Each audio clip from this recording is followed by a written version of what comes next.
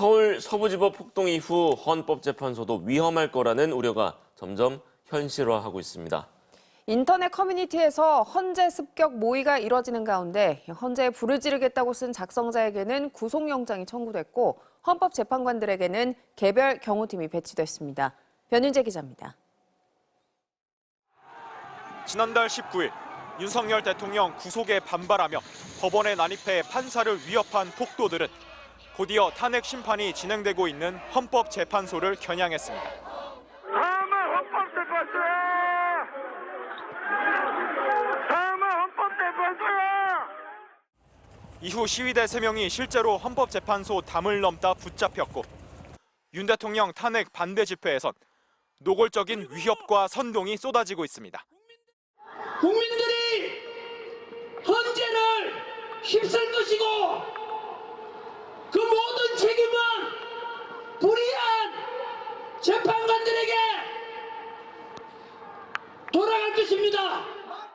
온라인 커뮤니티 DC 인사이드의 미국 정치 게시판엔 헌법재판소 주변 진입로와 내부 구조는 물론 경찰 차벽을 넘기 위한 철제 사다리, 또 알루미늄 야구방망이를 준비한다는 글까지 올라왔습니다.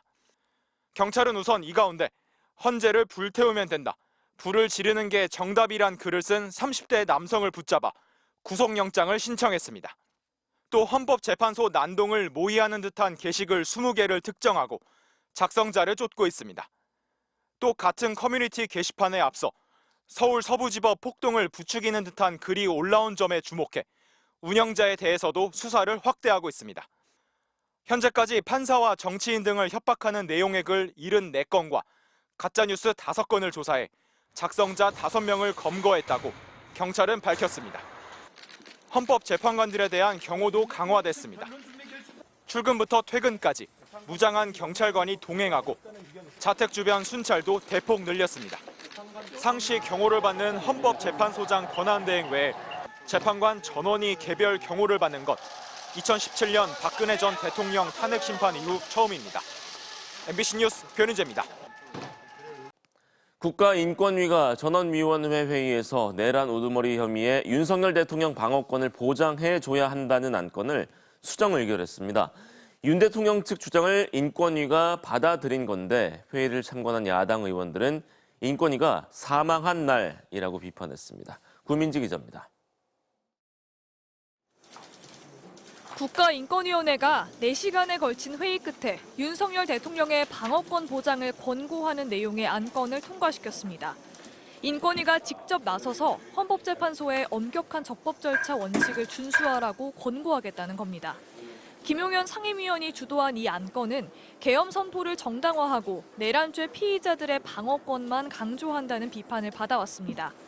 김 의원은 어제도 비상계엄은 고도의 정치적 행위라며 헌재가 판단할 권한이 있냐는 의문이 제기된다고 주장했습니다. 일부 인권위원이 헌재의 독립성을 무시하는 것이라며 반발했지만 안건은 제적위원 11명 가운데 6명의 찬성으로 통과됐습니다.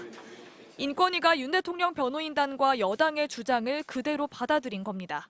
그동안 무리한 불법 영장 집행과 또 구속 수사에 대한 국민적 우려가 매우 컸습니다.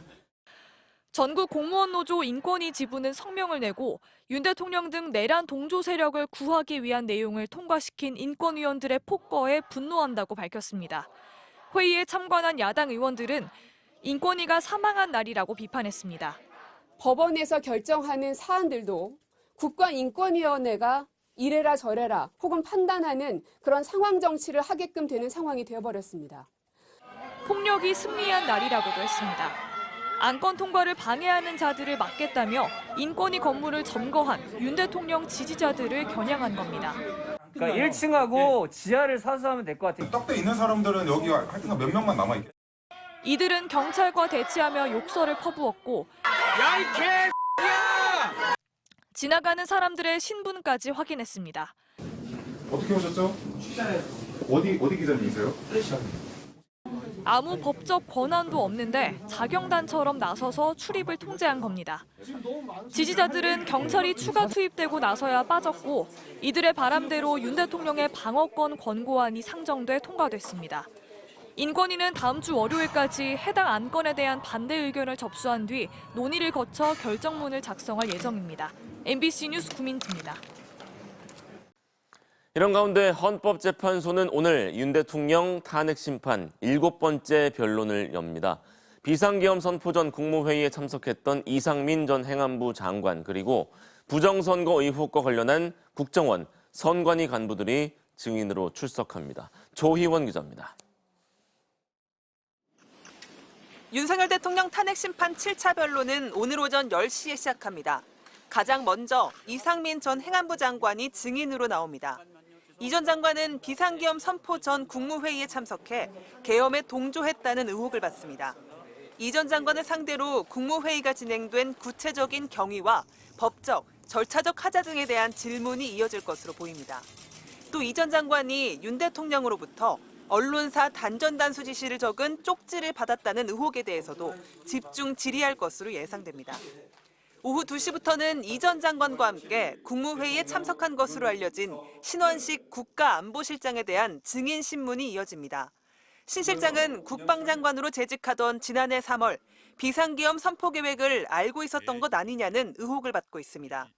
특히 여인형, 곽종근, 이진우 등 계엄군 사령관 3인방이 신 실장의 장관 시절 진급한 만큼 사전 계엄 모의에 관여했는지 등을 놓고 질의가 이어질 것으로 보입니다. 백종욱 전 국가정보원 3차장과 김용빈 중앙선거관리위원회 사무총장은 윤 대통령이 비상계엄의 사유로 내세우는 부정선거 음모론의 진위를 확인할 증인들입니다. 윤 대통령은 비상계엄 선포 이유 중 하나로 지난 2023년 10월 국정원의 선관위 전산 시스템 점검 결과를 꼽은 바 있습니다.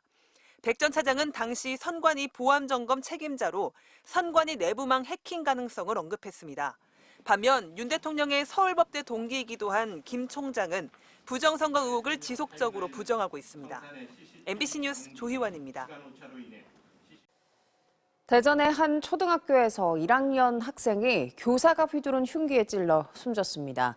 현장에서 다친 채 발견된 40대 교사는 경찰의 살인 혐의를 자백했습니다. 김광현 기자입니다. 대전의 한 초등학교 정문 앞, 경찰관들이 경광봉을 들고 현장을 통제합니다. 어제 오후 5시 50분쯤 이 학교 2층 교실에서 흉기에 찔린 1학년 학생이 발견됐습니다. 발견 당시 의식이 없었던 학생은 병원으로 옮겨졌지만 끝내 숨졌습니다. 교실에선 또한 목과 팔 등의 상처를 입은 이 학교 40대 교사도 발견됐습니다.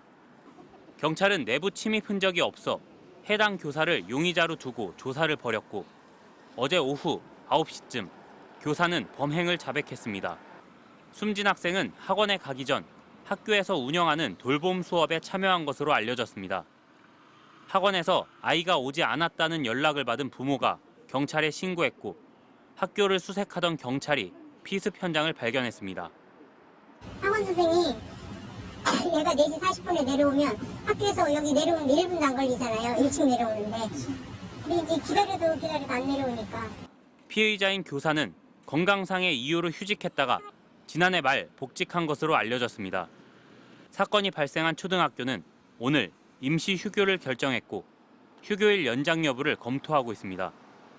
경찰은 가해 교사의 치료가 끝나는 대로 정확한 범행 동기와 사건 경위를 조사할 방침입니다. MBC 뉴스 김광현입니다.